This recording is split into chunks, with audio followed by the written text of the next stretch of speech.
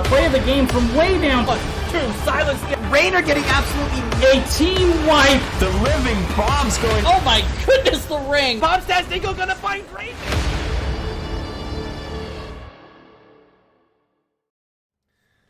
Ladies and gentlemen, welcome back to twitch.tv/murderrg. We're back for 2 nights in a row. Casting NGS week 1. Last night we were in Division E, but tonight we move on up to Division A East. And speaking of moving on up, one of our participants this evening moving up 2 divisions from Division C East all the way to Division A East here from Season 8 to Season 9. It's going to be 2Calculated2Throw up against Sky5. And 2Calculated2Throw, of course, being that team who played down in Division C East last season. So we're going to check out how they do here in Division A East up against a team that's played in this division at least one season. Last season they were here. I know Sky5 did fairly decent in Division A. We have an extra person in our lobby. Who this guy? No spectators, please. So we're going to figure this out with our extra person here in our lobby. Okay. All right. I'm ready to go, telling them. But before we go, chat, let's talk a bit about the bans this evening. Sky5 taking away Dragonshire and Brax's Holdout. 2Calculated2Throw taking away Alterac Pass and Cursed Hollow. Game 1 as chosen by Furl, the acting captain tonight for Sky5. We're going to be heading into Infernal Shrines for game number 1. Just need to wait on our captains to let us know that they're ready to go. And we'll be launching into our first draft of the evening. A few of you guys in chat here already rooting for 2Calculated2Throw. Monk is saying ex-heroic team? Maybe. Maybe I'm wrong. Maybe they were heroic. What do I know? I really don't know that much. I pretend like I know things. You guys are really good at letting me feel like I know things, but we know the truth. Questioning roster really quick. Looks like there might be a sub. Looks like there might have been an off-roster sub. Ektar, you are in my chat right now. I need you to reach out, I think, to Sky5. Looks like Sky5 might be trying to use an off-roster sub of Frank Jukes right now. Looks like he never made it on the roster. And this is a perfect situation for our head moderator, Ektar.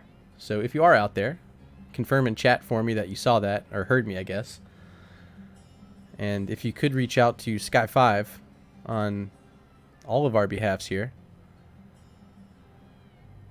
By the way, thank you everyone showing up in chat early and really ready to go for a 9 o'clock match. I know it's already 9:08 Eastern.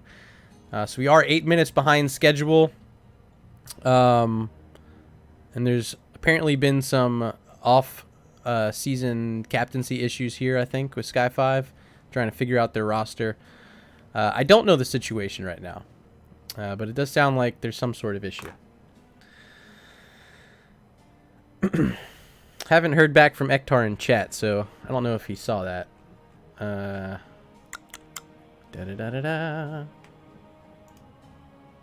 going to ping Ektar on Discord. Ektar. Sky5 needs you ASAP. Heart. Okay, I'm going to let these guys hear. I reached out to Ektar. He's going to chat.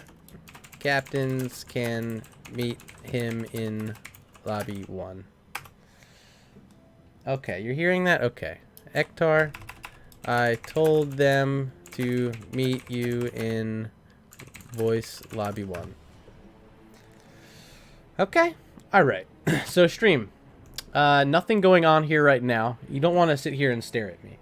So go ahead and get some water, do whatever you need to do. We're going to go back to the away screen. And we'll be back for a little bit more action in a bit, I hope.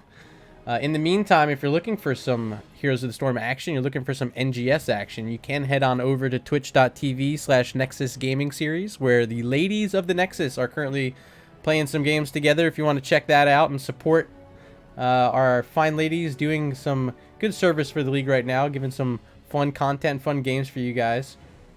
Twitch.tv/Nexus Gaming Series. I will be back. I'll check back in with you in about 5 minutes. In the meantime, enjoy yourselves, and I will see you soon.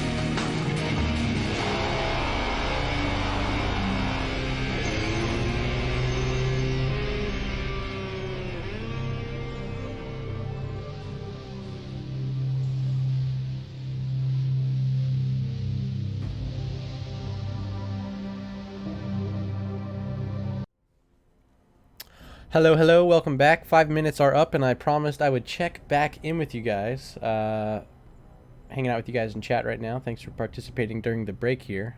But we are currently in a conversation over on the NGS Discord, talking to the captains right now, trying to figure out what the situation's going to be. We got our head mod Ektar on the case, so I assure you action is progressing here. How long it will be, I'm not quite sure.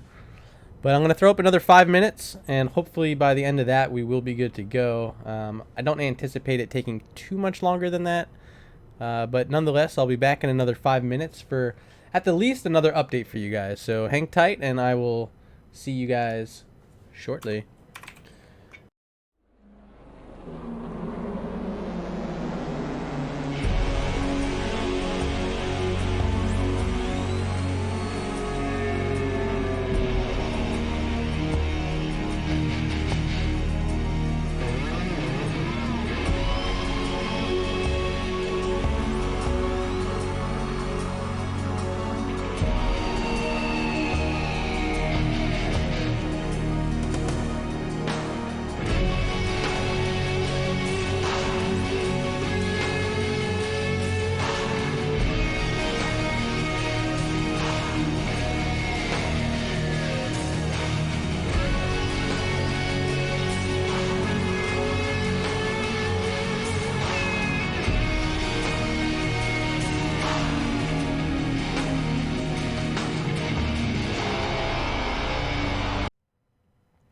And look at that. We didn't need the full 5 minutes that time.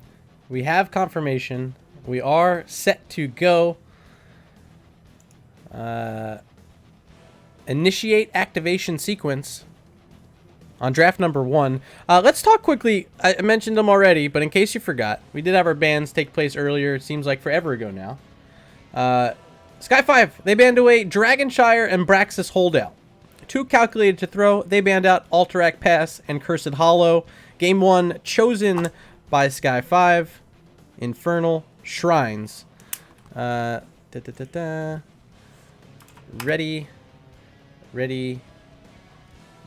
Okay, Colonel Pants was opening up some loot boxes while we were waiting. Back in our lobby now. I think we're set. Readies from our captains. Readies from almost every player in this lobby. Hopefully you guys at home are ready. I'm barely ready now. Just kidding. I'm so ready. Let's go. Game 1 on the way. Infernal Shrines. Is he going to launch it? 3, 2, 1. Hello?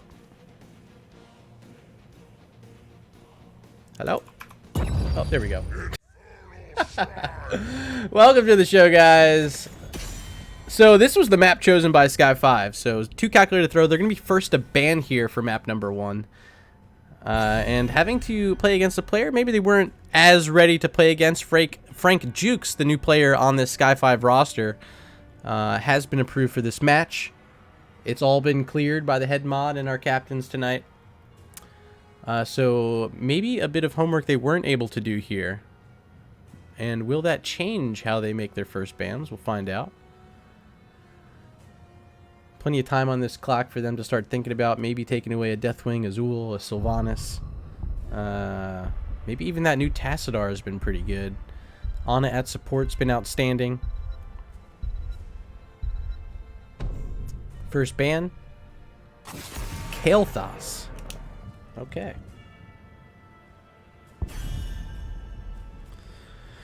So you see Kael'thas a lot in Div C, but making the adjustment up here to Div A, do you see as much of the Fire Mage? I'm not quite sure.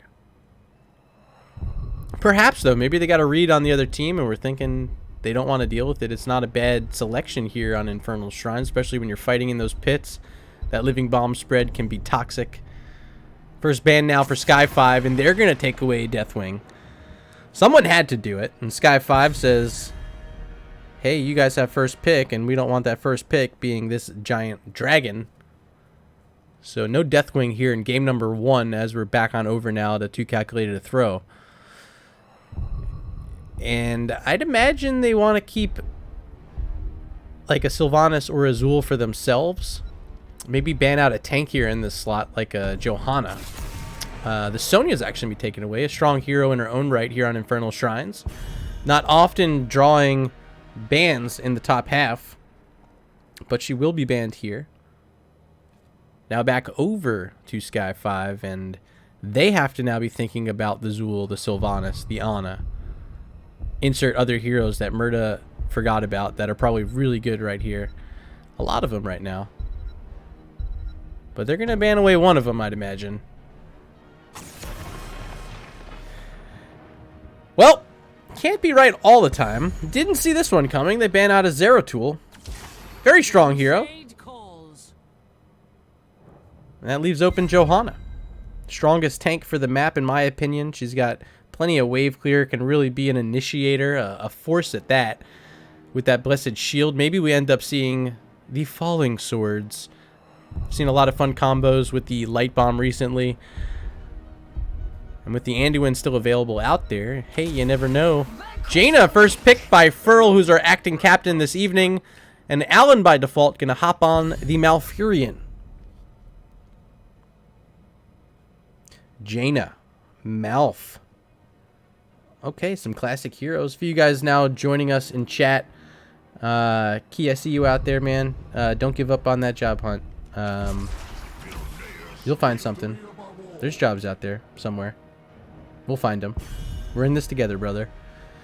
Greymane Stukov picked up. And that's a strong hero, that Greymane. Plenty of camps to be taken here on Infernal Shrines. And a kill threat as well is Greymane. So, strong selection with their number 2 pick. And Stukov on support for Zamil. Shout out to him. The lead developer of Heroes Profile. Assuming this is the same Zamil, I'm sure it is. Shout out to you for all the work you do for Heroes Profile. I know I appreciate it for my own use. NGS appreciates it for their use. The whole community loves you for it, so appreciate that, Zamil. Final ban is going to be Yrel for Sky5, as we're waiting just a few more seconds now to see what 2Calculated2Throw is thinking.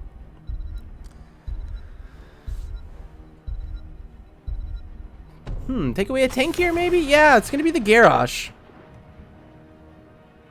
Not a bad ban. Pairs in really nicely with the Malfurion. The Jaina as well, it can be really good. I could maybe see something like a Stitches working out in this comp. Playing against that Stukov, if you're able to pull him back, he is just toast without any sort of escape. Can really lock in a Greymane as well as he tries to disengage. But instead, no, we're going to see a Varian and a Kira for Frank Jukes. I mean, still room in this comp for the Stitches. But I gotta say, I love seeing the Kira. I think she's one of my favorite new heroes that's come out. The kit with the sword and all the spinning and the winning. Yeah, that's all the things I like to do. Used to have to play Sonya for that, but now you have 2 options with the Kira. Leoric and Junkrat. The final 2 picks here for 2C, 2T. And that means there's just one more pick left. And it belongs to Sky5. Still needing, in my opinion, a tank. I'm not sure that Varian's going to truly cut it here. Will it be the Stitches? I think it might make sense. Negative 40 in the house says, hi, Murda RG. And you guys did confirm in chat that this is Zamil from Heroes Profile. Ragnarok here as well. What's up, man? Welcome, my good friend Ragnarok.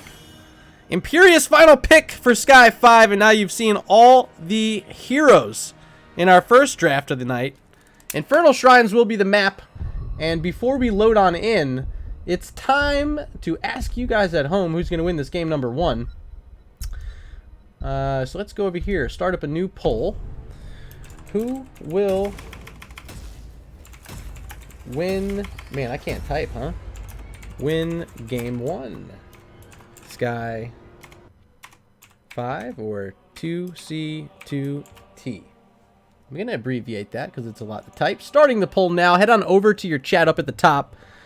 Yeah, Varian main tank is a Div special. Yes, I know this. I know this, Monkus. Head on over to chat. Hit that drop-down arrow. Select the team you want to win. And don't forget to hit submit. Your votes are going to show up live here on stream. So be sure to participate as all of you guys in chat, I'm sure, are here rooting for one or the other teams. Maybe you're just here for me. Maybe like Rag and Neg. I don't think you necessarily have association with these teams, but you're here supporting me, and I love you for it. Thanks for stopping in tonight. Thanks for being awesome, and thanks for checking out HOTS again. You guys have been playing so much League. Why don't you check out an actual good game, baby? Game number 1, and coming out of base first, looks like Frank Jukes on the Kira. There's Apple Mike playing Imperious, Crafty Devil on the Div A Special Varian Tank. Furl's going to be playing the Jaina, and last but not least, it'll be Alan by default on Malfurion. Nice synergy there. Ladies and gentlemen, they are Sky5. And over here on the right, their competitors this evening, coming up from Division C East, now playing in Division A East. It's X Havoc on the Junkrat. I Feed on Greymane. Fear going to be playing... Excuse me, that first hero was not the Junkrat. That was Johanna. X Havoc on that Johanna. It's Fear on the Junkrat. Zamil going to be playing the Stukov. And Colonel Pants on the Leoric. Ladies and gentlemen, make some noise for 2Calculated2Throw. Level 1, and yeah, we're already seeing overpower from Varian, definitely signaling that tank build, and this is going to be fatal wounds for Kira, looking to stack that up early, already grabbing 4 here on our first skirmish of the game. Not too much damage either way on these heroes, as the wave clear is a little bit in favor right now of 2Calculated2Throw. They're first down to this bottom lane as Junkrat able to set up some mines, the concussion mine there in that vent, gonna hold vision, and actually gonna see Varian walking through it right there. And yeah, they're basically a full wave ahead right now. So much work being done by X Havoc and this Johanna, able to set these waves up and just knock them down with that Junkrat damage, throwing in some of those grenades. Now Crafty Devil, Devil, trying to slow down the rotations and did a fairly good job. So almost back to even here, as looks like 2Calculated2Throw ready to make the first move of the game onto the neutral camp in the bottom lane. And Sky5 working on their own siege camp here, close to the mid lane. Rag, I see your Keck W. I know what you're laughing at, and it's not funny. Okay, it's not funny. It was a serious. A new subscriber has There's a sub coming in. Neg 40 my favorite streamer says I'm his favorite streamer. Okay, that's appropriate and wholesome too. We did just have an invade down here, and Johanna is now saying, hey, you can't walk this way. Furl maybe in a little bit of trouble. Now Jaina, very slow. Stukov landing his trait, and Furl was almost in a death spot there. Lucky, welcome, my friend. I'll call you my friend, because I promise you, I don't have anything against you, dude. So, glad to see you're back. Thank you, and Rag as well, 11 months. Less than 3. Less than 3, yes. I less than 3 you as well. We'll make that 12 months soon. League looks different on my PC, they say. Yeah, this isn't League. Sorry. Heroes of the Storm. And let's focus on the action again. I know these players are going to kill me if we waste too much time talking to you guys in chat. As Greymane's working on the Bruiser Camp top lane, that's I Feed. Colonel Pants is going to go back to base trying to find some mana, but here comes Varian just a moment too late as Greymane able to scamper away on the pony. And our Shrine's going to be active in just 10 seconds, but that'll be a Bruiser Camp top lane for 2Calculated2Throw. Timed out nicely, now going to require a clear in the top lane from Imperious and Jaina. The Shrine's going to be activated now by I Feed, and this is a 4-hero setup in the pit by 2Calculated2Throw, getting off to an early 10 defender lead, and still nothing from the top lane as Jaina and Imperious are still up there clearing out that camp. Now Jaina making the move down, and here comes Imperious. Neither team at level 7 yet, so we're going to see this fight before the talents tick. But Varian says, hey, I don't need level 7. I am a tank at level 4. Crafty Devil helping find the first blood of the game here for Sky5, and they will now take over this Shrine and have a very big control over it. Gonna be hard for Zamil to walk in, falling pretty low there on the Stukov, and with Leoric split up top trying to find some XP, it looks as though 2Calculated2Throw willing to give up a little bit of time in here. Now with Junkrat back on the map, maybe willing to re-engage it. But so healthy right now are Sky5 and looking pretty good and well on their way to finding the first objective of the game. But here comes 2Calculated2Throw leading off with that taunt. is Varian, but it's just on the Leoric. He's safe. Now Wraith walking forward. It's 35 skeletal defenders for 2Calculated2Throw, but they lose their Leoric. It's going to be pretty tough from here. And now we're almost tied. 36-37, getting to the end. Yes, they will. Sky5 grabbing the first Punisher of the game as Johanna able to back away with that iron skin. Won't have it now to bait this Punisher over the wall. So whose job will it be? Is it still going to be Johanna? Looking for it. Does finally get it. Now stun damage coming in. Gets the iron skin back. Able to waltz on back. But on this wall, look how much damage this Arcane Punisher able to do, along with the damage from Jaina. If you're new to this patch, by the way, Heroes of the Storm now has towers that target heroes. If you damage heroes on the other team, it'll automatically turn its focus onto you. So you have to be much more careful these days in how you're going to siege in, especially when you have an objective like the Punisher here on Infernal Shrines.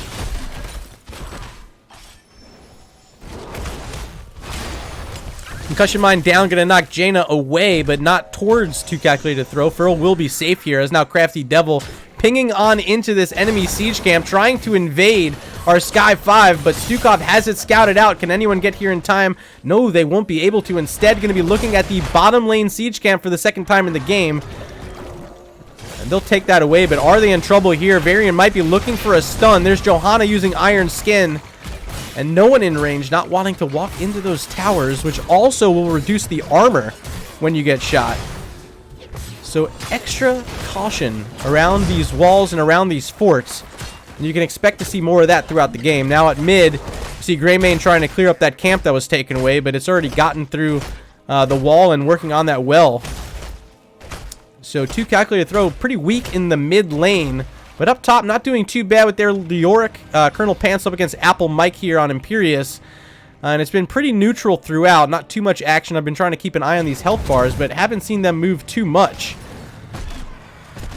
Almost at level 10 now. It's Sky5 well on their way. Perhaps wanting to get that Bruiser camp soon. See a few heroes walking up in that area. But maybe wanting to get their level 10 talents and take a fight before 2C2T is ready to go. And you guys in chat, you're here rooting for 2Calculated2Throw. 83% of the vote coming in pregame in their favor. So we're going to see if they can step it up now. Tied up at level 10. Both teams grabbing it at about the same time. You see the Cursed Bullet, Entomb, Riptire, Swipes, and Blessed Shield for 2Calculated2Throw. And on the other side, it's going to be Wrath of the Angiris from Imperius, as we do see the Entomb land right onto the Jaina. She's in trouble. Had to pop that Ring of Frost, but it didn't do much as Apple Mike looking for the Wrath of Angiris, but does not connect on a hero as they escape. First kill of the game for 2Calculated2Throw, and their first kill here in Division A. Congrats to them, and see if they can add to their tally throughout this game. Here we're going to work on some XP down bottom as the rest of the team just soaking up these lanes. We do see on the other side 2Calculated2Throw able to grab their Bruiser camp as they get ready for the second shrine of the game. Will be down here in the bottom lane, and let's check on in what type of Punisher. It's going to be a Frozen Punisher this time. And Junkrat's going to be able to set up early, so should be a nice little advantage right now for 2C2T as the Bruiser camp just now grabbed by Sky5. Gonna make the rotation down, but without Imperius and Jaina again, just like during the first objective, they had to clear a Bruiser camp in the top lane. But this time they're gonna have their own Bruiser camp to follow it up. So advantage now for them in the top lane as Sky5 is gonna make their move down to the pit. It's already 20 skeletal defenders locked in for 2Calculated2Throw. Make it 29 now as they get a whole nother wave to themselves. 30 now as Sky5 finally makes their move in. Varian's moved all the way out with that concussion mine. But it's Johanna in trouble. Ring of Frost only hitting onto Greymane as we now see the Riptire blast into a few targets that were stuck inside that Entomb, but nothing until now. This Imperius grabbing with that Wrath of Angiris. Colonel Pants in trouble, and Leoric should fall here. Yes, indeed. 3 kills in the game now for Sky5 as they try to get back into this pit. But 2Calculated2Throw, if they're able to poke away at this with their Junkrat, they can steal away a few of these skeletal defenders. Just one more needed to get their first objective, but will there be enough room? So far, no. It's Imperius taking tower shots, and you saw how much extra damage they do. The armor reduction, and that's enough space created for Junkrat to help finish it off, and now Malfurion's down as well. Huge swing in this game for 2Calculated2Throw, who now have their first objective of the game. 4 heroes here are up against only 3 on the other side. Leoric's going to even be able to split out, double soak, and get a huge XP lead here. This is gigantic, and even now, look at this fort. Disabled by the Frozen Punisher. That's going to be our first structure of the game. Handed over to 2C2T. Colonel Pants still double soaking here, as I mentioned, and doing a pretty good job. Now Imperius having to catch up in the top lane, and Varian was taking a look there at mid.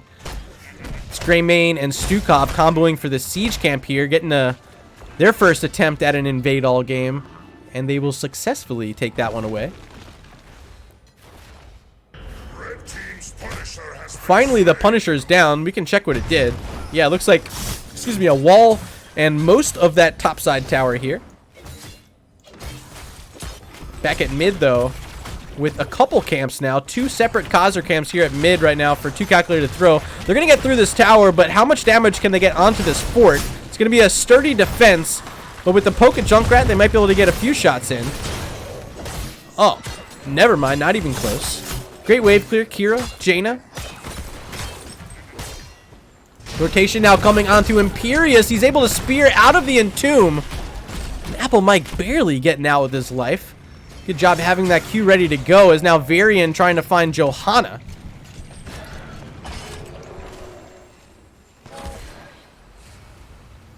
Everyone will be fine for now. The only heroics not available are the Cursed Bullet, the Wrath of Angiris, and the Entomb. Otherwise, most of these heroes ready to go. We could see a fight at any moment, but if you're the red team here, you're waiting for those level 16 talents. You're doing a great job soaking with your Leoric throughout this game. And your kill comp starting to look pretty scary. Only gets scarier from here. Is Imperius still bugged? I believe the answer is still yes, where he gets locked in his own animation. Oh, there's a great route by Stukov. Now the Entomb's going to follow. The Cursed Bullet came out as well. But they're not able to get the kill onto Imperius. He survives, and now the Ring of Frost coming out does land onto a target. It's Stukov falling. No supports available for 2Calculated2Throw, and now Colonel Pants surrounded. Wrath of Angiris up in the air, and that will be a double kill for Sky5. They rotate to the top lane. Don't need their level 16 talents. They've been ready to fight since level 4. And looking pretty good with the Div A special indeed. Now Roots landing on Johanna. She has Iron Skin. That could have been trouble, though. Just going to try to steal away this Bruiser camp's Junkrat being a nuisance, a big pest with that concussion mine, knocking the Shaman outside the Merc area. Going to slow down their assault onto this camp. But nonetheless, able to finally collect the Shaman camp, and it'll have to quickly be cleared out, or else they're going to risk some damage onto this top lane fort. And that'll prevent them from rotating around and finding XP, but they do finally find their level 16 talents. Would have loved to have had them before that last fight, I'd imagine. But they do have them now. We'll be ready to go for this shrine. They've done a pretty excellent job thus far getting early starts and early leads, but have fallen behind in the second half of these objectives both times. So we'll see who's going to get the better end of the initial engage here. They still have all their tools. You see that Ring of Frost available for Jaina. That's been the moneymaker. If Furl can land it, could be destruction. And here it comes, lands on 2, but Johanna's safe with Iron Skin. The first kill was already picked up on Varian as the swipes come out from Stukov, trying to disengage his fight. Leoric trying to walk away with his life, as now Greymane on the backside picking up a double kill. Might be 3, yes it will, and still in chase onto this Jaina. Furl throwing down a Blizzard, trying to slow down Greymane. Finally able to root him in with the numbing blast at level 16. Furl able to survive that. But what a fight from 2Calculated2Throw. They end up picking up 4 kills in it, sending the total now to 7-5, and 5 of them belonging to Greymane. And no deaths for the hero. Outstanding work thus far by iFeed. Camp was just taken away as well. Didn't get to show you that. Apologies. It's now Leoric grabbing down bottom and Junkrat getting to work on this final siege camp. They're going to hold at 39, try to get these waves pushed up a bit, and finish collecting the remainder of this siege camp. Will be full strength for Sky5. They're back on the map. But having to make a defense here without a wall could be tricky. This is a mortar punisher for the mid lane, as it's going to land its initial leap onto 2 targets. There's the root from Stukov, but not enough follow-up that time. Blessed Shield did come out as well, but no targets dead. Everyone's surviving as the Punisher is still on its feet. 75% health and still ready to get through this fort. Second leap, this one lands as well. And that's Varian in a lot of trouble. Has his Protect now, going to start running forward along with Imperius. Wrath of Angiris does grab a hero. It's Leoric. But Jaina falls, and now a lot of damage from Greymane again. Varian's going to go down. There's the Entomb onto Mouth, and Mouth goes down as well. Make it 4 with Imperius falling, and that's 2 in a row for 2Calculated2Throw. Punisher still on the map, and 40-second death timers. Could this be it right here? Kira, the only one in defense. That's Frank Jukes, the recent addition to this Sky5 roster. Might have to play the role of savior right here at the end of Infernal Shrines with this Punisher on the core. Stukov landing another root. Frank Jukes in trouble, able to spin, but he's got to come out eventually. Now spearing to the wall. What a play. Kira might make it out of here. She will. What a play by Frank Jukes, but it won't save the core. Going up 1-0 in the set is 2Calculated2Throw.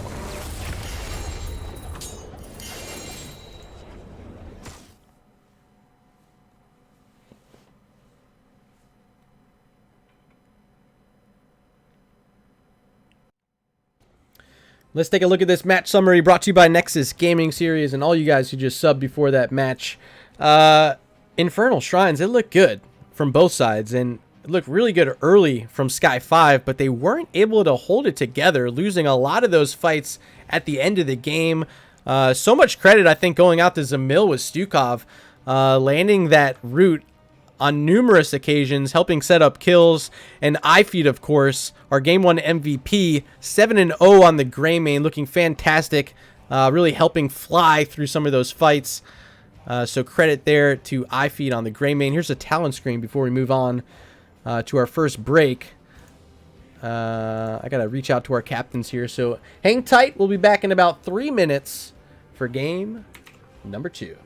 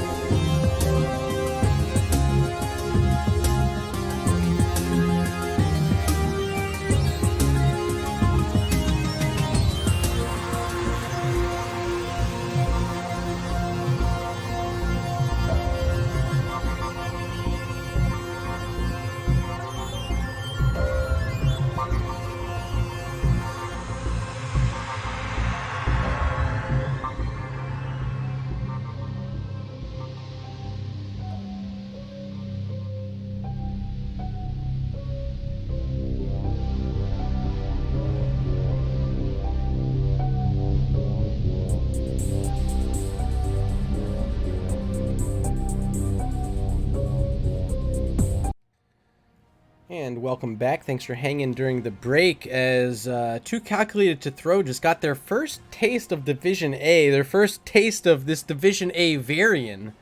And they end up getting their first taste at victory as well. Congrats to them on a Game 1 win, but they got to make 2 of those happen here to win the set. As we are getting ready for our map number 2, Fear, the captain of 2Calculated2Throw, choosing Volskaya Foundry for this map. So it's going to be Sky5 with the first hero pick here. And I'm wondering what kind of adjustments we might see. Will 2Calculated2Throw have to ban away the variant? Are they scared of it? Or did they not see it as too much of an issue during Game 1? In my opinion, looked pretty good. Excuse me, they looked pretty good against it, is what I meant to say. So I don't know if they ban it. But they're going to have to pay attention to it at least to make sure they're not giving away better heroes to pair in with it. A few of you in chat talking about it. Monk is saying he's not sure if the Kira and Imperius were the right picks for a variant blow-up comp. So does Sky5 go back to the drawing board a bit if they do want to play another variant? Maybe select some heroes like Li Ming, Malthael, Greymane to go with it. But without some big burst heroes, can be tough sometimes to get those kills.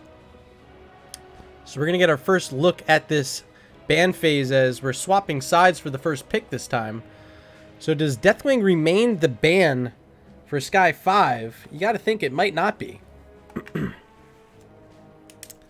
They have 15 seconds to make that decision. Also taking away a Zeratul and Yrel in game number 1. Is there any scouting or perhaps something they saw there during Infernal Shrines that they want to take away here on Volskaya? No, they're just going to stick with the Zeratul ban. Back over to 2Calculated2Throw, who banned away Kael'thas, Sonya, and Garrosh in game number 1. I could see the Kael'thas ban sticking here. It's not quite as strong on Volskaya as it is on Infernal Shrines. But if they were worried about it that much in game 1, I don't see why they're not worried about it here to ban in game number 2. But of course, you also have to worry about the Deathwing later on, so they do use this first ban on Kael'thas. But they're going to have to worry about perhaps a Deathwing with the second ban. Maybe Azul, maybe a Sylvanas. There's a lot of heroes. Although we didn't end up seeing Sylvanas at all in the first draft. No bans, no picks. Same can be said for Ana as well. And the Zul, for that matter. So a lot of these top tier heroes currently not really being a focus for either side tonight. Deathwing will be banned out, but it's by Sky5. So that might make the decision a little bit easier here for 2Calculated2Throw, not having to worry about the dragon. Do they want to go back to their game 1 ban on Sonya and or that Garrosh? Or do they take away a meta pick, maybe a Sylvanas, Ana, Zul? The Johanna still available as well, but doesn't often draw a ban, although it's a very highly played hero. It's going to be the Jaina taken out, who I think did pretty well in game number 1. Landed a few of those Rings of Frost. Can be of trouble here on Volskaya Foundry as well. So without Jaina, Sky5 having to make a decision here for their first pick. And it will be the Johanna. Quick and easy selection here, taking away the Li Ming and the Ana. And that might say something if they want to think about doing a variant blow-up comp. No Li Ming available, and you have arguably the best support to pair in with the Li Ming. It's the Ana, and now you're going to have access to the Nano Boost at level 10 for that additional burst fire power. Decker Kane selected in response for Alan by default. And Sonya, who was banned out in game 1, will be available here on Volskaya for Apple Mike.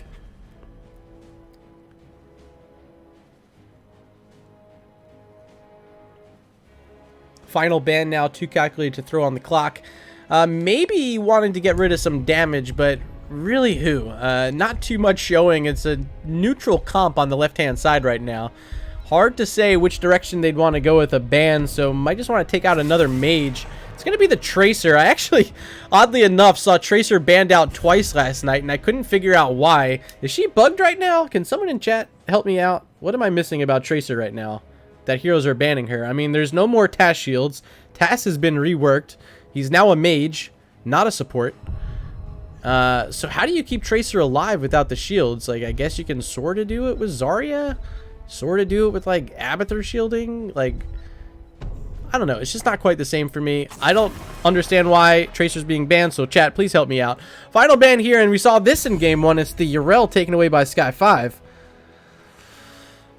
And now it's 2 picks for 2Calculated2Throw. They need a tank, need some sustained damage, and they're going to find the Greymane. I can't believe this hero is left open again. Huge pickup, as it was our game 1 MVP for iFeed. Chat confirming it's just a target ban. Okay. So, coincidence, I saw the target ban on Tracer last night as well. Greymane and Mal'Ganis are the selections. Just 2 picks remain for Sky5. And they need both their assassins, assuming they're going with 2 assassins here. Who's going to be the burst? Who's going to be the sustain? Karazim, double support for Frank Jukes, and Chromie will be the mage pick for Furl. Very interesting. How can they make this Karazim work? I mean, they're going to have a high health pool on this Mal'Ganis. If they want to go into the 7-sided strike. Might also help a bit against the Greymane, having that extra bit of double support. Final pick is Blaze, and that is a bunker pickup for Colonel Pants. And in my opinion, not too bad of a matchup into the Sonya. I think can be all right, especially if you can interrupt those spins with jet propulsion. But my opinion doesn't matter. Of course, the only opinion that matters is you guys at home. Who will win game 2? Sky5 or 2C2T? And just like that, our poll is open. If you haven't ever voted before, the way you can do it is head on over to chat up at the top, hit that drop down box, select the team you'd like to see win. Maybe you don't like them, but you just think they're going to win. Select that team, and then make sure you hit submit, because if you don't hit submit, your vote isn't added into the tally. I'll try to keep an eye on the poll as they come in. Game 1, it was 2Calculated2Throw with 83%, I believe, was the final tally. And already I'm seeing a few votes coming in for 2C2T. So it looks like chat has not changed their mind after seeing, especially after seeing that Game 1 performance. Here we go, though.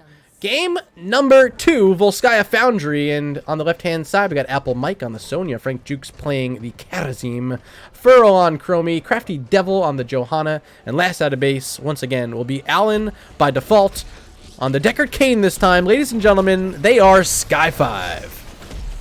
Here on the red side in game 2, we got X-Havoc on the Mal'Ganis, Fear going to play Li Ming, Colonel Pants on the Blaze. iFeed once again playing that game 1 MVP Greymane. And last but not least, lead developer for Heroes Profile, playing the Ana here. It is Zamil. Ladies and gentlemen, they are 2Calculated2Throw.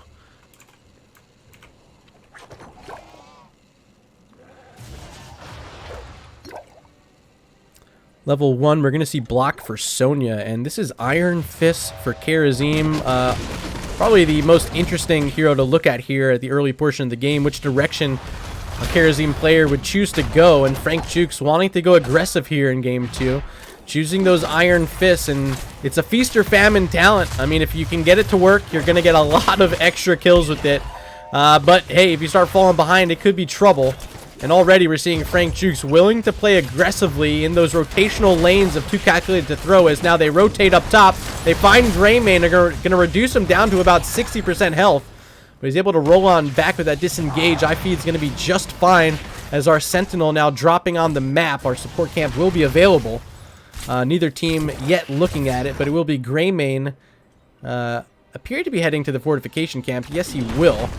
Also trying to help support this Blaze in the bottom lane. You see Colonel Pants very low, having to stand by those towers. Sit in the fire a bit, as Ana also making the rotation down, helping out Colonel Pants. At mid, it's still 4 heroes here from Sky5 working on this rotation, as Li Ming able to just stand up top and slowly wait for some XP here.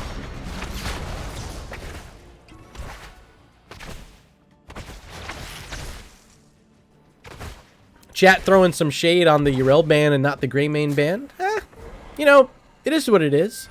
I might have banned the Greymane. especially after game 1, 7-0 on for iFeed. 7 kills, no deaths. Pretty good. And already holding on to that turret is iFeed. On the other side, we did not actually get to see it taken, but is Apple Mike playing the Sonya in the bottom lane, holding on to the turret for Sky5.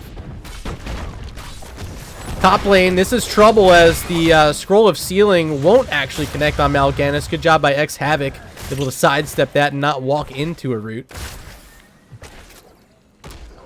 Neither side necessarily looking for fights, just looking for an advantage, and it'll be Greymane trying to find the first advantage of the game, picking up the siege camp in the top lane for 2Calculated2Throw, and now Frank Jukes on the other side playing Karazim, going to have to try to do the same. Of course, Karazim with this build able to solo camps, which is always nice, but without his supporting nearby, will 2Calculated2Throw be looking for a fight in this moment? They might find Sonya at mid as the sleep will connect from Ana. There's the heal grenade, or in this case, the anti-heal grenade. But no follow-up. Sonya's going to be just fine. And already in the pit holding on to it is Johanna. We have a follow coming in. This is Nematode. Nematode? Yeah, Nematode. I like that.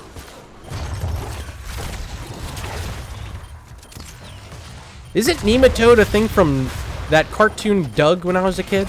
Weren't there nematodes in an episode? Maybe I'm crazy. Here's the fight though. X-Havoc in trouble. Gonna get sealed in. And now body blocked a bit by Johanna and Sonya. But barely able to walk out is X-Havoc with a bit of help from Ana. Still surviving, but in a lot of trouble right now. Might be losing over this objective. Our 2Calculated2Throw. They're gonna make the move in, but the time trap is there from Chromie. Sleep lands nicely from Ana, locking in a few targets. Now X-Havoc with those Fell Claws, keeping Furl steady, and Chromie will be the first blood of the game, picked up by 2Calculated2Throw. Li Ming not able to find any more kills after the reset, but now with Sonya stuck, she has a turret and won't be able to drop it. Stolen away by Greymane, and a huge swing there by our red team, 2Calculated2Throw. Greymane holding onto a turret, going to start working on another fortification camp here. Going to have to call someone over for help. Who will it be? I guess they didn't get the signal yet. Someone's going to have to run over here. Hey guys, I can't pick it up. Don't worry, I got it. Haha. Alright, Blaze holding on to the turret. And we're ready for re-engage number 2. Tied up now at 91. It's going to reach overtime in just a moment in favor of 2Calculated2Throw as the Night Rush comes out from Mal'Ganis, locking in a few targets. Turrets have been dropped as Mal'Ganis trying to re-engage along with Blaze. That was a 4-man jet propulsion. But look at all this healing from this double support. And that might be enough to swing it around. Greymane's so low, trying to poke from afar with those Gilnean cocktails. Still no deaths in the fight. But Mal'Ganis might end up being the first, trying to swipe away, but can't make it out. Hero down, and now control point A should be in favor of Sky5 as it's a 4v5. And Greymane up top, make that a 3v5. Johanna gonna hop in the driver's seat. Who's gonna be the gunner? Looks like Chromie. So they're gonna get to work here on the mid wall. A lot of damage from that laser, and they're just gonna make the rotation to top and say, hey, that was good enough. We just got that entire wall down. Only one turret still stands here at the top, and with Chromie able to hop out of the gunner seat, now able to be a gunner all on her own here from afar. A lot of range damage from this mage, making it very hard to slow down the siege. The rest of the heroes in the pool, yeah, they have trouble walking up to these towers, but Chromie, she doesn't care. X-Havoc trying to play defense on the backside, looking at this Deckard Cain, but being harassed a bit by that Nintendo Power Glove and having to sidestep it a bit. X-Havoc now going to re-engage onto Chromie. There's the Cursed Bullet. I don't know if it connected. Maybe it did. Furl, yeah, Furl with about 80% health. Not too much. Now going to do the time loop, but not finding enough damage onto Li Ming to take down Fear. Here comes a jet propulsion landing onto 3 targets. Slows as well, but stay a while and listen by Decker Kane. Gonna slow it all down. 7-sided strikes used by Karazim, but X-Havoc still alive. Getting some supporting on the backside from this Ana, but she's low on mana now. Here has to come the bunker trying to save the day, as well as that Carrion Swarm. No one down yet, as everyone able to disengage. Good use of that bunker by Colonel Pants to help slow down the engage from Sky5. 2C2T able to walk away with all their lives.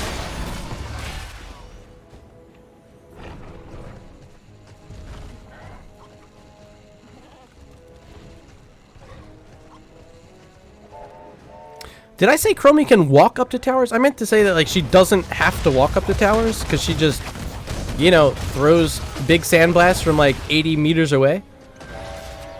Actually 80 meters. Double sleep by Ana connects onto Karazim, takes a few shots from that tower, but once again you see Chromie from pretty far away able to finish off that turret. 11-11 is our level count right now. But not a lot of kills here. Just 2-1 in favor of 2Calculated2Throw, and they belong to, yes, you could have guessed it, one of them for Greymane, and the other one belongs to Mal'Ganis. On the other side, it's the 1 kill for Sonya, as Mal'Ganis and Sonya duking it out up top. Here's the first look at the support camp. I think all game. We didn't see it during the first objective at all. And it's pretty wide open here for Sky5 as they're able to finish off the Sentinel and will channel over the camp, but no one able to pick up that biotic emitter yet. Johanna had to back up and grab it herself, as now the fight's coming out. There's a 7-sided strike onto Mal'Ganis. Loop as well onto X-Havoc. In a lot of trouble and will fall. Great job by Furl. So low on health in the backside, but still willing to fight. And did a great job at that. Fear's throwing in a lot of damage now with this Li-Ming. Looking for Chromie. Can't quite find it. Good blocking there by Allen by default. Just making sure that someone was in the way. Protecting that Chromie from dying there. Karazim working around this map once again. There's Frank Jukes on the siege camp top lane for Sky5. As we see Sonya blaze down the bottom lane trying to gather some XP. It's level 13 already for Sky5. They have a lead, but not able to really find a fight at this moment. See 2C2T playing a bit more cautiously right now, knowing they want those 13 talents and knowing they don't want to fight without them.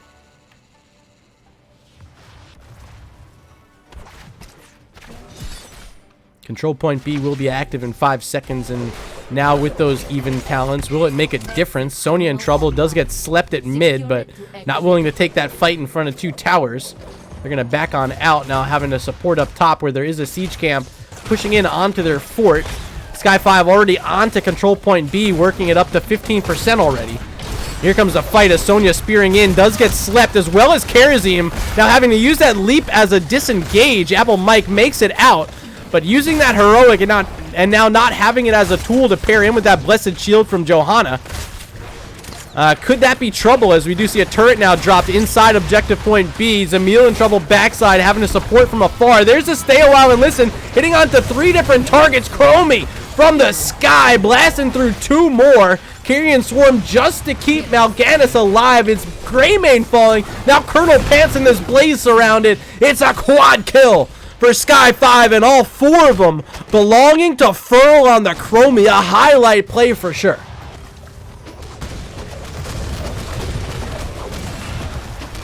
Plenty of room to grab this fort, as Decker Kane able to stand back on the point and grab their second protector of the game. We're just 10 minutes and 48 seconds in, and already structures are down. This protector potentially getting through another structure here at mid if they want to focus it. Going to disable the structure for now, throw out one of those Qs, and they just want to go to bottom. Not worried at all about mid. Trying to set up for control point C. They're going to target down this well. And there goes the first laser, reducing the shielding on it, and now that gun going to finish it off. Power glove onto the fort, so they're going to be able to walk in for a few moments here, as it will be disabled temporarily. But on the backside, X-Havoc starting to engage onto Johanna. But Chromie's so far away, going to be difficult for X-Havoc to walk that far into it. They do find Sony now able to spear out, but the fort's down, and they're going to have to retreat to the keep. Well done again by Sky5, utilizing every ounce of these objective advantages to their best benefit. And with a little bit of time on this clock, they can get some bonus damage now. Maybe onto this well. Finishing that off could be huge for them. 9 seconds till the protector expires. So they're just going to get what they can onto the fort itself. And popping out should be Deckard Cain and Karazim. Support's ready to go again. Well done. But oh boy, they've been looking good with this comp so far. Karazim and Deckard Cain comboing from the support position and now looking to be aggressive with level 16 talents. It's actually going to be Karazim in trouble. Has to use 7-sided strikes to get out and will be able to. They end up killing the Mal'Ganis. Could be more. Yes, it will be. Leeming is down. Colonel Pants having to use his bunker. And Jet Propulsion's away to safety, but another double kill. 8 in the game now for Sky5, and 5 of them belonging to the Time Traveler. Chromie, 5-1 in this game. 3 assists to pair in with him.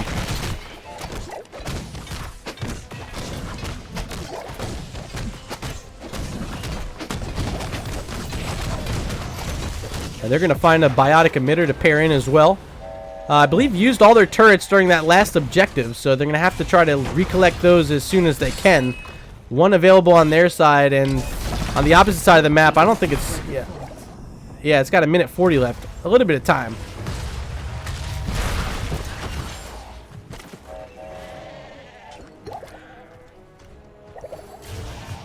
But this is going to be a fight. Even talents, they know exactly where they're at, and they're coming right on in. Colonel Pants, though, right into Karazim. Now the 7-sided strike comes out, and being temporal looped back, Blaze will fall. Mal'Ganis now surrounded, trying to Fell Claws out. It's Karazim at 200 health, but still alive. Carrion Swarm going to keep Mal'Ganis up.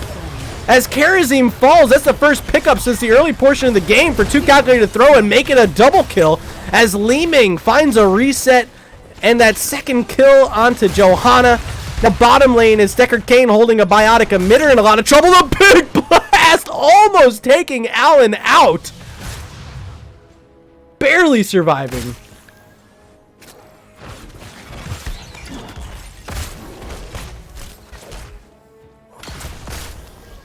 Leeming gonna gather some XP down in the bottom lane as it's the first true advantage that we've seen for 2Calculated2Throw all game with this 5v3 right now on this map. They're going to be able to walk around and be a bit more aggressive soaking these lanes. But currently top lane kind of pushed all the way up. That's at the wall. Mid, same deal. So unless they want to get some structures, catching up to level 19 might be a bit tricky right now.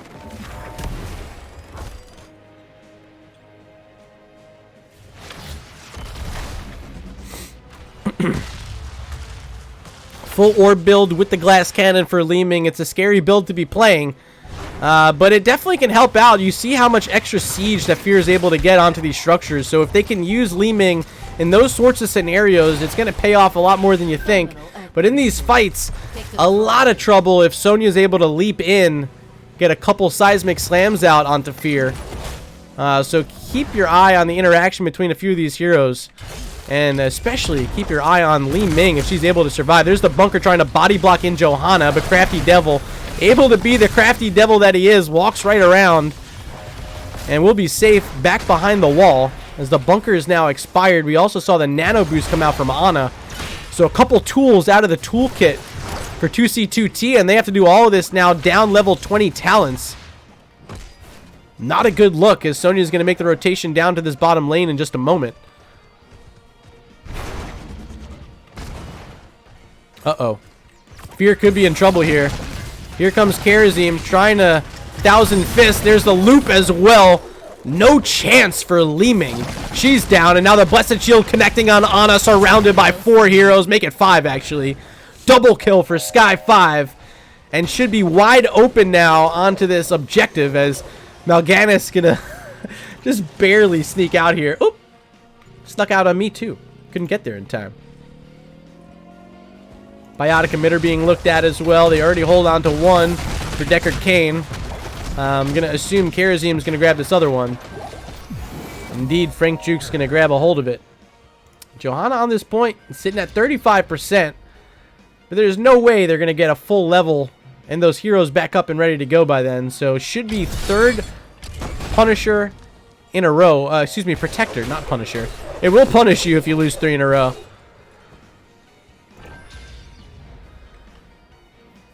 They just need those level 20s. Here's Blaze trying to catch up with Sonya a bit, but having second thoughts about that. Just going to soak mid first. Bottom lane, not too much here. Oh, yeah, a lot of stuff here. Protector on the map, already getting through all the outer forts. It's time to knock on some keep doors for Sky5. And you see just how strong that wave clear can be. Even the power glove coming out to help out. Li Ming from a distance trying to poke away while she can. But here they come. One turret already down. Furl going to be throwing some artillery from the sky. Here comes Sonya as well, still holding on to that leap. And at level 20, it's the Ariat Crater picked up for Sonya. So buyer beware. If you're anywhere near this Sonya right now, she's going to be ready to jump right on board. Might be waiting for some cooldowns for this Protector. But I'm interested to see if Apple Mike is going to let it rip here. A lot of health flasks have been thrown down by Deckard Cain, but ultimately it looks like they're just going to back out, not able to find one of these keeps. Strong defense from 2Calculated2Throw, pushing this all the way back now. And they have their level 20 talents. It's Tal Rasha's elements for Li Ming. Upgrade to Nano Boost, Nano Infusion for Ana. There's the Bunker upgrade as well. Carrion Swarm upgrade. And the Hunter's Blunderbuss for Greymane. 15 seconds remain. They might be able to find one extra laser here by the end of it. Power Glove, Laser Beam. Yeah, a little bit of free damage, but Mal'Ganis is going to be right on top of this. 1 second and they'll pop out. There it is. Frank Jukes taking a big blast from Li Ming. But they're able to get out. No one falls. And we're on even talents in a late game situation. This is where we saw 2Calculated2Throw shine earlier in this match over on Infernal Shrines. Can they do the same here on Volskaya? Invade coming from Sky5. Apple Mike took that cursed bullet, has to back out. There's the loop. And the area crater right on top, as well as that stay a while and listen. They're trying to focus down one of these targets, but Blaze is still up. But will it be for too much longer? No. Blaze becomes the first death of the fight. And that's enough to make 2C2T back out. They lose the camp, they lose the turret. And they lose their offlaner. Blaze is down, their big body bruiser. No bunker available right now either, so opportunity for Sky5 to find this key perhaps. Sonya taking a lot of damage from X-Havoc. But Mal'Ganis not enough of a threat on his own. Gonna need some help from Li Ming. Maybe even this Greymane gonna rotate back down from the top lane. But too little too late. Keep already down. And Sky5 saying we got what we wanted. Time to leave and maybe even rotate to mid lane. 22 seconds till Blaze is back up. And potential here for a bit more damage. Or a camp steal. Hey, this has got some value attached to it.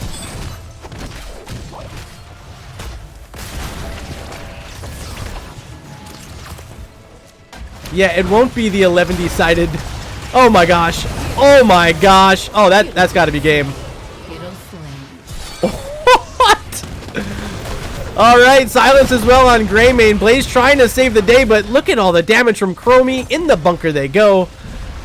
Triple kill for Sky5 here in the late portion of the game. 15-4 is the total count. They're able to walk right past us if they want. iFeed gonna hop on the horse, trying to, I don't know, get away or look for a fight. Yeah, he's gonna have to get the base. Power Glove comes out, lands onto Deckard, but not too worried is Allen by default. They really just need their team on the core. Including this Karazim can do a lot of damage. The gloves continually knocking people away. 97% the total as Greymane starting to fight. There's the leap again by Sonya. And stuck in the Thunderdome. Greymane will fall. Only Blaze still on the map as Sky5 try to close out game 2. Karazim gonna pick up the last kill of the game. 17-4 is the final count. As Sky5 is able to tie it up and send us to an all-deciding game number 3.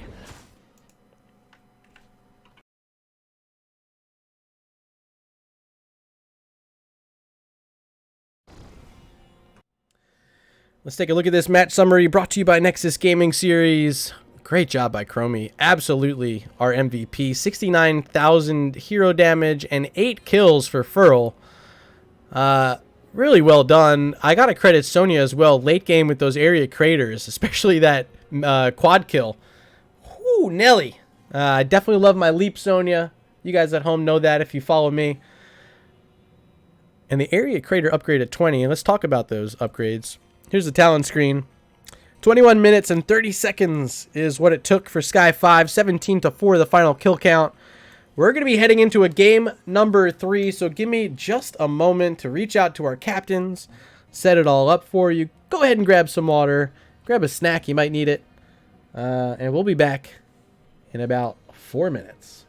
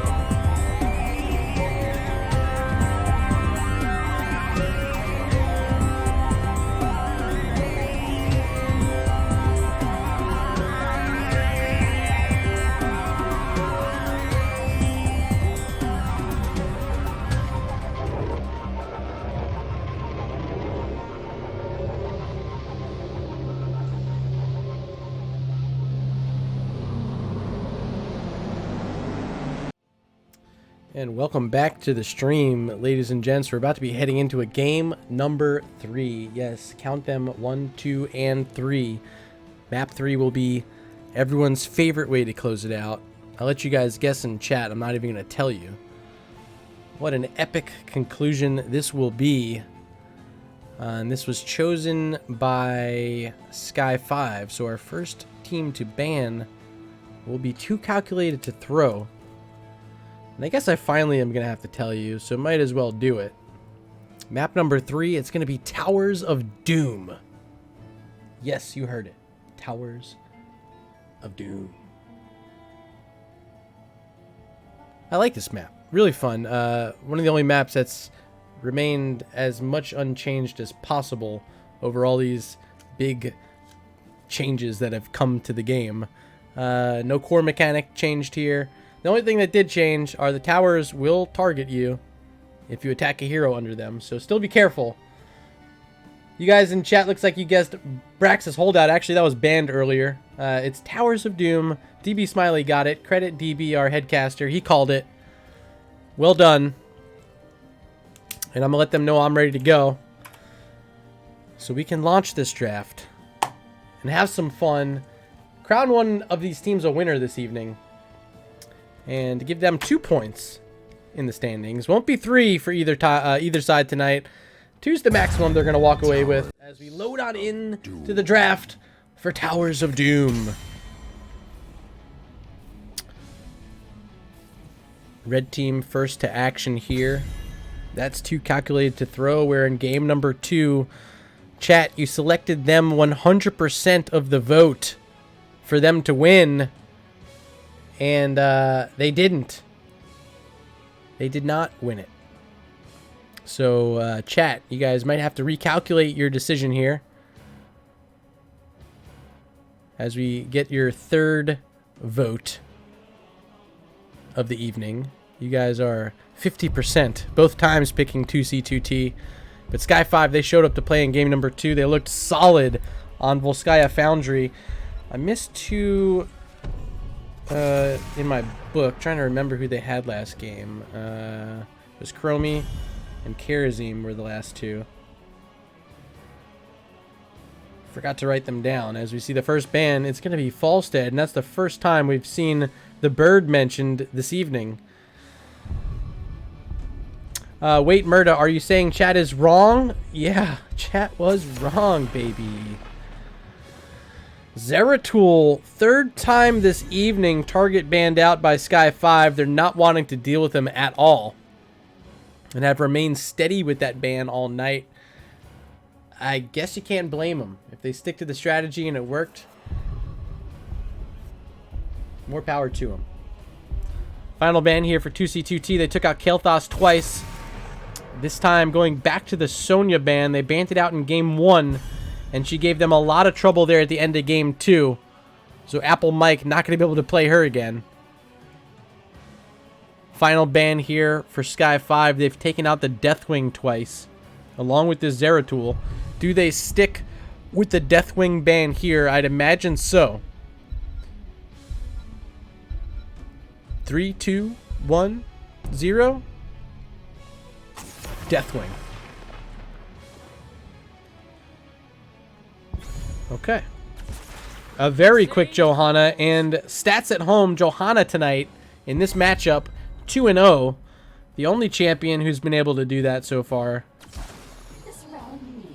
So highly contested, but neither side willing to ban her out yet. There's the Leeming. And this might be signaling that Varian comp we saw in game 1. Now they have some burst damage to pair in with it. They didn't in game 1. They had a Kira, Jaina. But this time finding Deckard Cain and Li Ming.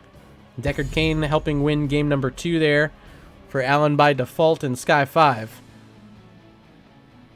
Can they do it again on Towers of Doom? We'll see in just a minute. Wraithling here in chat now, rooting on his good friend Zamil. You'll love to see it. And chat having a good time chatting about Zool. Haven't seen Zool yet. No bans, no picks. Excuse me. Lucio, Jaina. Okay. I don't know what it all means, but they're going to be fast. And the other team, they're going to be slow. Might be good. Maybe. Final ban of the night for Sky5. Just one left, and 3 seconds will remain for them to make the pick. Urel? Yeah, baby. It's Urel. The bans have not changed all night. 3 games in a row with Zeratul, Deathwing, and Urel taken out by Sky5. We've seen a lot of Kael'thas bans. Tracer was the ban last game. Also saw Garrosh taken away earlier tonight. Or do they change it up? I'm starting to lose my voice a bit. I've been talking a lot tonight. 3 seconds for them. Is it the Garrosh? It is the Garrosh. It's going to leave open that Varian, though. This is Varian Greymane right here. They're both available. You take it absolutely if you're confident with your Varian comp. You already have your Li Ming. This is the chance to prove game 1 was a fluke. And Div A Varian is still a thing.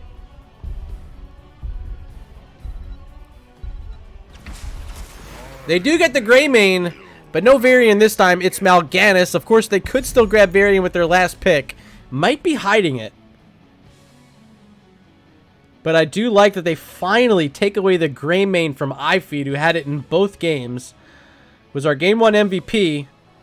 And now Greymane making an appearance in all 3 of these. Will Frank Jukes be able to help out Sky5 walk away with a reverse sweep tonight? iFeed going to have to decide what they can play now without the Greymane. It will be Genji. And once again in the solo lane, Colonel Pant's going to hop back on the Leoric just as they were in game number 1.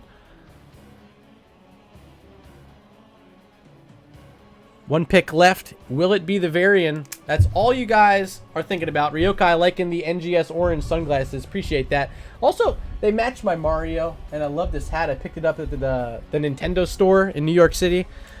I was up there in October. Got this hat, and I was like, man, these shades kind of look fire with it. It's Malthael, not Varian. We don't get the dream. But look at this combo. Cursed Bullet, Last Rites, resets from Li Ming. This is Burst, if I've ever seen Burst. And definitely a comp designed to help get quick and early resets for Li Ming. Chat, it's time to ask you for the final time of the night. Who will win Game 3? Sky5 or 2C2T? Poll is open. Be sure to vote. You guys were so wrong in Game 2. 100% of you voted for 2Calculated2Throw. Will you change your mind now, or do you remain confident in your boys? Time to make that decision, and I'll keep an eye on it. How are you semi-transparent? Are you a ghost? Yeah, crappy green screen today for some reason, and I was too lazy to fix it. I'll have it fixed for next time, I promise. I'm going to pull up these poll results, but they're already up on the screen. You can see them as they're being tabulated. A few for each side this time, and in fact, tied up 50%. Going each direction. I'll check back in during the game as we are loaded in. Game number 3, Towers of Doom. Everything on the line here. Frank Jukes on Greymane. Furrow going to play the Li Ming. Crafty Devil on Mal'Ganis. Apple Mike on Malfurion. And of course, the last one out of base. Once again, it's Alan by default on the Deckard Cain. Ladies and gentlemen, make some noise for Sky5. Here on the right-hand side, we got Colonel Pants playing the Leoric. iFeed on the Genji. Fear going to be hopping on the Jaina. Zamil on Lucio. And X-Havoc on the Johanna. Make some noise for 2Calculated2Throw. That's pretty sick. Is that like one of those little sticky hands that you used to throw at the wall and it would get stuck to it and then like make the paint all ruined forever and there'd be like a handprint on the wall? Your mom would yell at you and then you'd be grounded for a week and she'd be like, where'd you get that? And you're like, I got it at the arcade. I got 20 tokens and I bought this thing. Or tickets, not tokens, I guess. Anyway, there's the first sleep of the game onto Jaina. Now going to be stuck inside that scroller's ceiling. In a lot of trouble is Fear. Going to have to walk away, but look who shows up right in time. Leaving right where he left off in game 2. Furl picking up first blood of the game.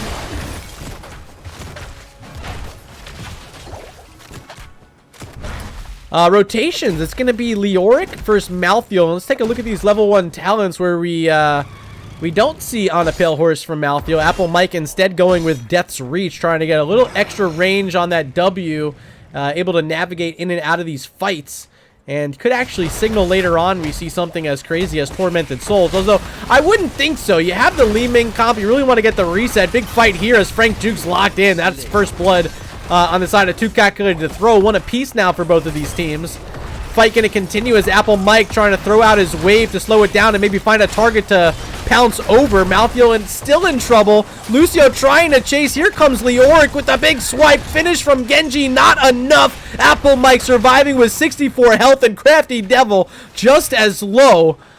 Could have been really bad. But everyone's surviving, making it out with their life. It will be a slight, ever so slight XP lead. Really just that camp being the difference maker in favor of 2Calculated2Throw, and these sappers are still in the lane. Really would love to get them in if you're 2Calculated2Throw, but not going to be able to as they're scared back by Li Ming, Mal'Ganis, and Deckard Cain. And now they find Greymane. Ooh, Frank Jukes, you already fell once. You don't want to fall twice. Can Genji get the finish? Not going to go for it.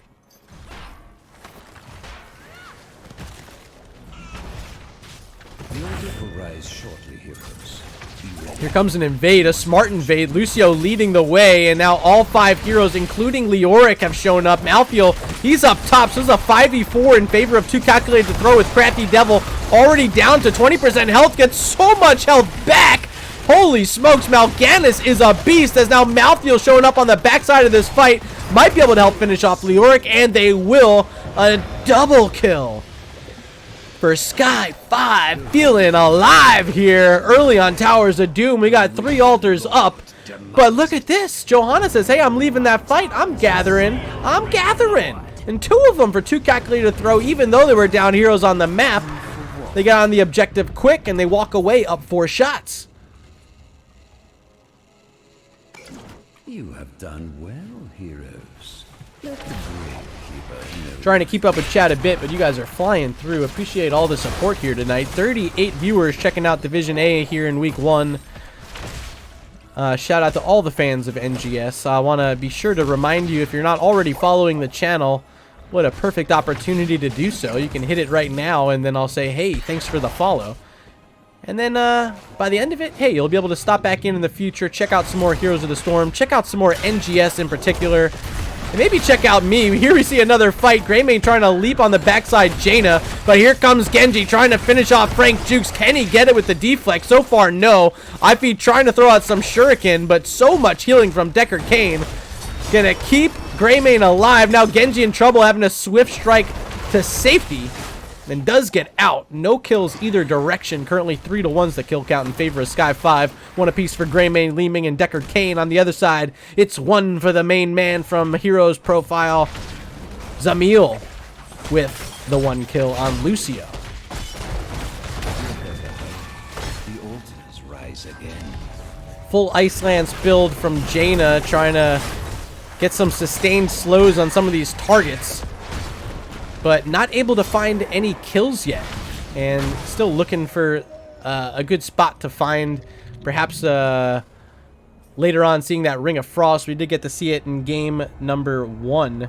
That was played by Sky5, though. I believe it was Furl on the hero, if I'm not mistaken. The altars do not disappoint. Double objective up. Usually a gentleman's agreement here. We'll see if these teams agree to that.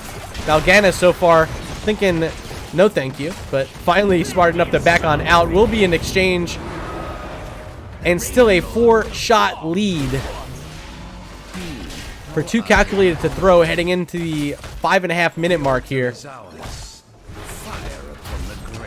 Li Ming gonna throw out some damage, but no one worried. Lucio nearby has that big boost. And to kick off the wall, trying to speedily get down to this bottom lane. It's going to be a sapper pickup right now for Sky5, wide open on their own camp. They were able to steal away the enemy camp last time, so they've been leading this bottom lane, and they're going to try to do it again here with some sappers as the sleep, that night rush coming out from Mal'Ganis, looking to slow down a few of these targets. Now the Felclaws as well, right onto Jaina, and Fear will fall. 4th kill of the game now for Sky5. Sappers in this bottom lane, and we already have one of the turrets down here.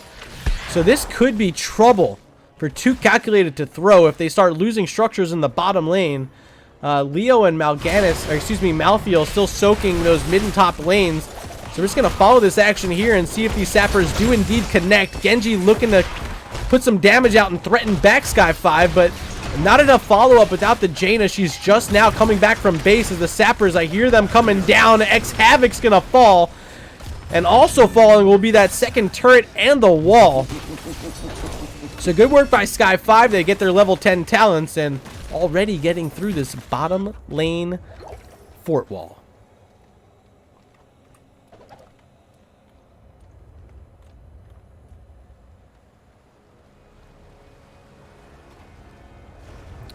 Setting up around in these bushes. Sky5 willing to take a fight here and want to take it on their terms, as you see Leoric entering from the top side of this screen. Colonel Pants leading off with that spooky hand as the rest of the team trying to circle in from the bottom side. Here's that condemn from Johanna, but she's inside and entomb right now in a lot of trouble. Stay a while and listen. Gonna help set it up for Li Ming. She hits that orb onto 3 targets, but still no deaths as we see the Dragon Blade come out. Li Ming does pick up a kill. Can she make it 2? So far, no. And Genji, able to Swift Strike out, will survive. Just the 1 kill onto Jaina, and you guys already talking about it in chat. You're going to have to play a bit safer, but still not taking your advice. Falling again, and that will be the 4th death of the game for Fear. Potentially feeling the pressure of this game number 3.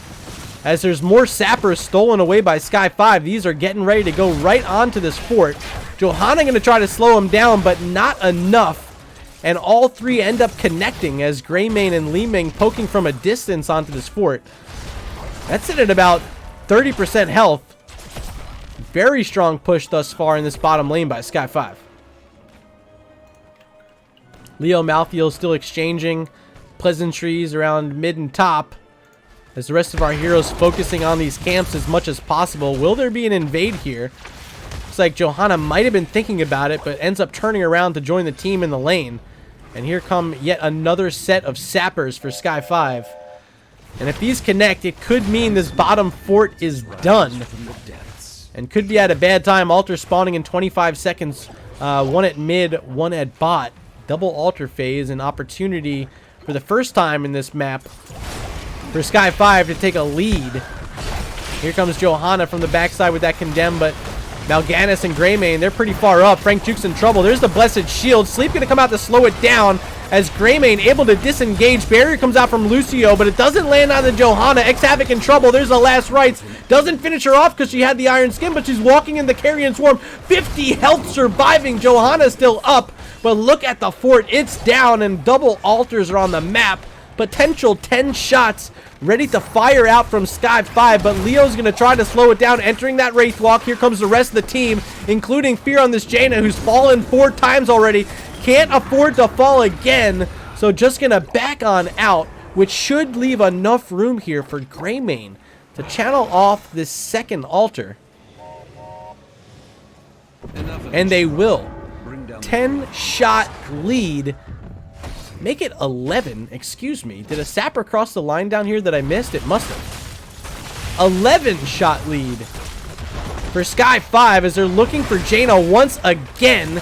It's the Water Elemental in this one. They don't end up going with the Ring of Frost, and I don't know if it's the right move. Maybe it is. I mean, you're going full rapid fire Q build. I guess the Water Elemental maybe makes sense there, but do they need more lockdown to try to help out alongside this Blessed Shield? Maybe. They're going to try to get the fort back while they can, but here comes Sky5 trying to slow it down. Iron Skin going to keep Johanna from getting stunned by those Felclaws, but it's Lucio surrounded and getting shot by the fort. Zamil is down, and this are 3 more sappers marching this bottom lane. They're going to try to push all 3 across. as Leo trying to double soak these lanes still. Here comes another fight. Johanna using Iron Skin and having to back out yet again, but there's a scroll of ceiling and a big Night Rush as well as the last rights. Another kill for Sky5. 8 in the game now as the Dragon Blade trying to salvage something, but iFeed not able to find anything that time. 14 to 28. It's a 14-shot lead. But they will lose control of this bottom lane fort during the triple altar phase as Leo's been able to get up and down these lanes. He's been pushing a few things in. Top's taking a little bit of damage now onto these turrets. And mid fort, that's sitting at about 66% health. So if they're able to win a fight, they might be able to turn it into something special. They're about to give up another 8 shots. And looks like they're willing to do so. Now. No, they do interrupt Malthael. Apple Mike in trouble. Here comes the Water Elemental and Tomb as well. Blizzard's down. Apple Mike trying to get around the fight, but can't get out. Now Frank Juke showing up on this Greymane, picks up a kill, but might pay for it himself. Barriers played by Lucio, and there indeed is a kill. Sorry about that. Mouse click. Carrion Swarm coming out to keep Mal'Ganis alive. And he'll be just fine as Genji trying to re-engage. There's Leeming from a distance with the Disintegrate. Just trying to interrupt this altar grab, but here comes Crafty Devil, Night Rush. That will slow it down. Still trying the channels, Leoric. Still trying to fight the rest of the team. iFeed gonna lunge back in, trying to finish off Leeming. 9 health on the board. Leoric gonna go all the way in for it and doesn't get it. The blink, but whoa, you got the shield glare from Johanna with the kill. Now Mal'Ganis in trouble as the altar finally picked up. There's a double entomb. Genji gonna walk in. Does he have the deflect? We get a raid. Who's the raid from? It's Arrow RG bringing in a party. Welcome to the stream as we're in game number 3 here of this Division A East matchup. Sky5 and 2Calculated2Throw. It's getting to the end here. But 2Calculated2Throw putting up some heroics right now. Find level 16 first. And they're looking mighty good. 15 viewers coming over from Arrow. Appreciate it, my friend. Bound to be an exciting finish here. Monk is saying blind kill. Absolutely. I'm open to my tunnel as well.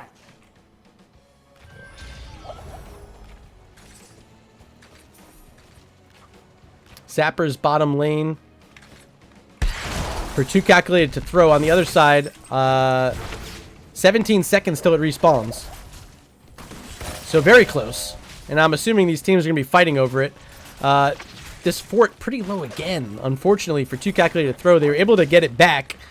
But now maybe having to get it back again if any more damage comes out onto it. There's a sleep landing onto Jaina.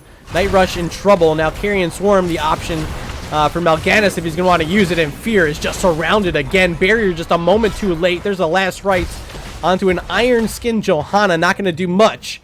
But without Jaina, this team just can't fight. You've seen it already. That's going to be 6 total deaths for Fear. He's being absolutely bullied here in Game 3.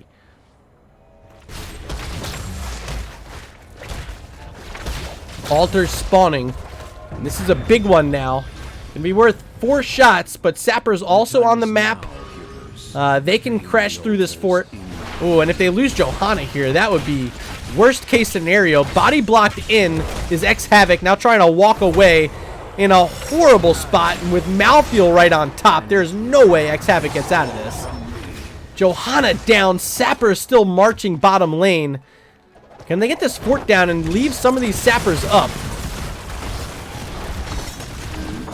2 of them still stand. If they cross the line, boss is an option, but look at 2Calculated2Throw. They know it. They ran right over to the boss. They're going to try to grab it before it's an option. A very smart play here. And they will successfully grab it.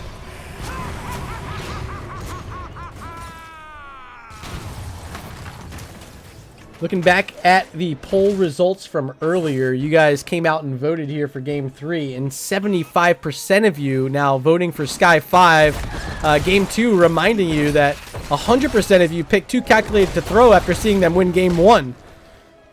But you changed your mind for Game 3, and now I'm starting to think you guys are just voting for the team that won the previous game, which is totally fine by me. But I think I'm on to you, stream. Leo still split out and now has collected a total of 24,220 XP. Enormous total for Leoric.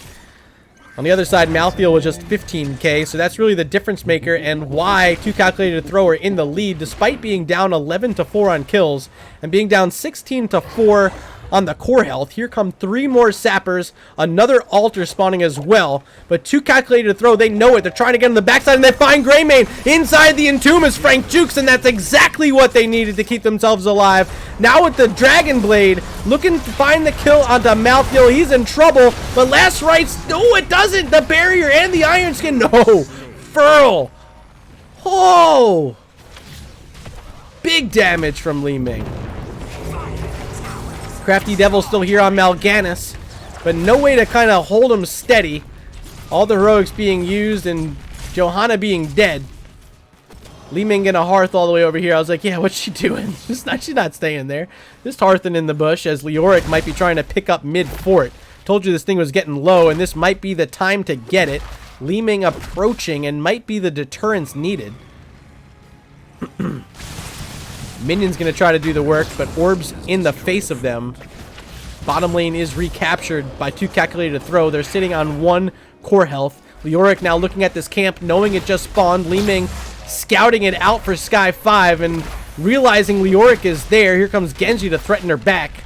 As Greymane now respawn nearby as well as Mal'Ganis and Deckard Cain, but just a moment too late to do anything on the Sapper camp.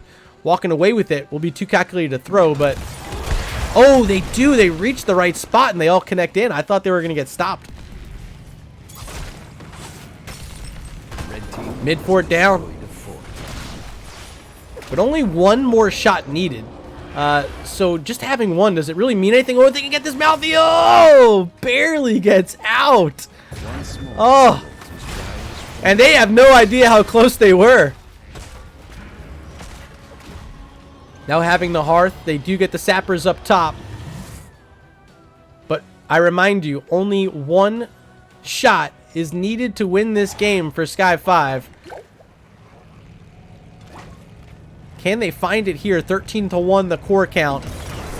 As Leoric gonna lead it off up into that bush. He does have the Buried Alive now upgrade at level 20. As Emil takes a huge chunk of damage, has to pop that barrier early. There's the silence onto 2. And they get the kill on Li Ming. That's the one you want, but Greymane's still alive. He finds 2. Ice Block gonna keep Fear alive.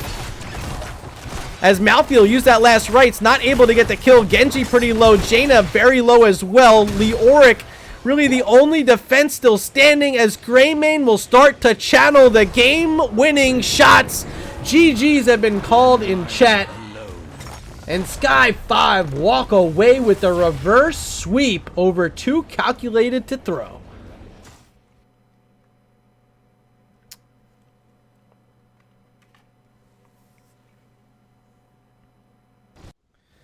Let's take a look at this final match summary brought to you by Nexus Gaming Series. What a set it was. In Game 3, it's the Greymane helping save the day. 6 kills, 3 deaths though on Frank Jukes. And pretty good work all throughout from Deckard Cain. 72k healing, tied up on the other side by Lucio, almost identically, only off by about 100. GG's being thrown out here in Twitch chat. I think everyone appreciated that outstanding effort from both of these teams tonight. But I'm going to show you the talent screen and try to reach out to one of our captains for an interview. Let's see if we can find Furl, who I believe is the representative for Sky5.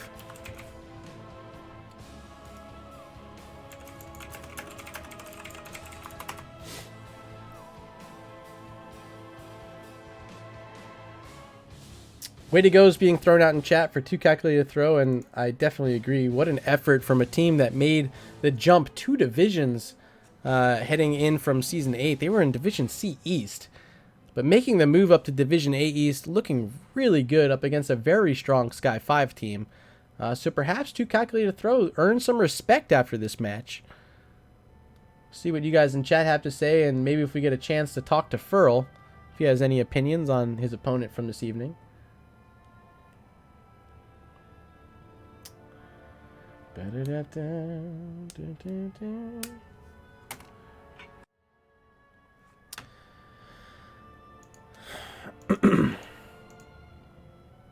Whisper.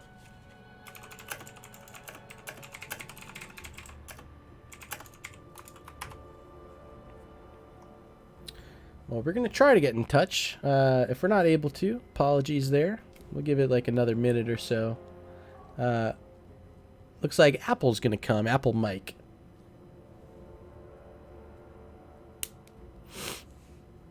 Mouth was sort of double soaking. Didn't have On a Pale Horse, so it was a little bit difficult. Oh, here we go. Apple Mike joining us. Welcome. We were just talking about you, actually.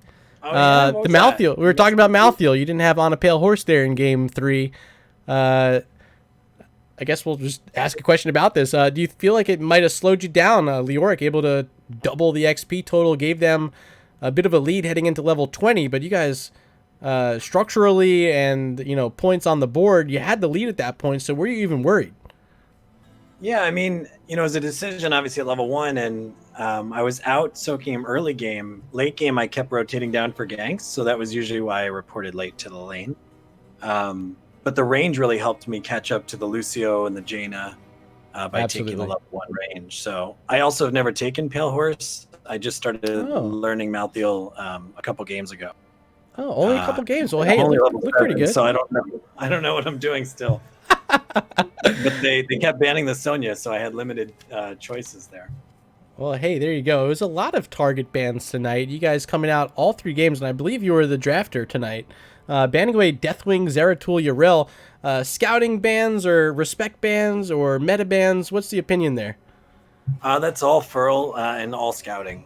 All Furl and all scouting. Well, it looks like you guys definitely had a game plan heading in. Do you feel as though you guys were able to execute upon it? I know game 1 you tried going for that blow-up comp with Varian. Didn't necessarily work out for you guys, but you were able to adjust and work it out in games 2 and 3. You just want to walk through the game plan a bit tonight. Yeah, so I think in game 1, the big thing we ran into was just showing up to the objective, and they already had usually, 20, minions. So that kind of made it hard. We had to force some things. We didn't really play at our speed. And in that one fight, we just didn't have vision, and Varian got blown up to start it off. So that just made it rough. So I think just maybe, showing up a little earlier to things and maybe better positioning and using of the bushes on that first game. But yeah, and also we don't play a ton of variants, so definitely something we want to work on. Well, that was my follow-up was game 3. It looked like you guys had it like ready to go. You already picked up the Greymane, you had the Leeming. I was like, for sure this is going to be the Varian comp again, right? Like last pick Varian. You end up going with the Malthael instead. Were you guys thinking about it there in game 3? I don't think so. I think, we do, we have a lot of good experience with Malthael and good results, so I think it was just a comfort pick there. And, it has great synergy with the Ming as well. Easy to hit sleeping targets. Absolutely. Anyone on your team you want to highlight tonight as doing an outstanding job? Maybe someone who impressed you or had a pretty cool play that you want to mention? Yeah, so big shout out to Frank. This is his first official game with us, since he recently joined the team. So I thought he did great, during his first competitive match on the team. And everybody else, just really good job with adjusting. A couple of the mistakes that we've made in previous games, going for too many kills after we get our 1 or 2. We had a lot more patience. One kill was enough, and it's hard to keep the bloodthirsty dogs happy with 1 kill. But I know the feeling. Yeah, sometimes we've done the wrong thing by committing too much to it, and so I really appreciated our patience and our just commitment to that, to kind of pulling it back a little. Absolutely. So what's the plan moving ahead? I know it's just week 1 here in season 9, but is Sky5 going to be a playoff team this season? You guys feeling confident and ready to go?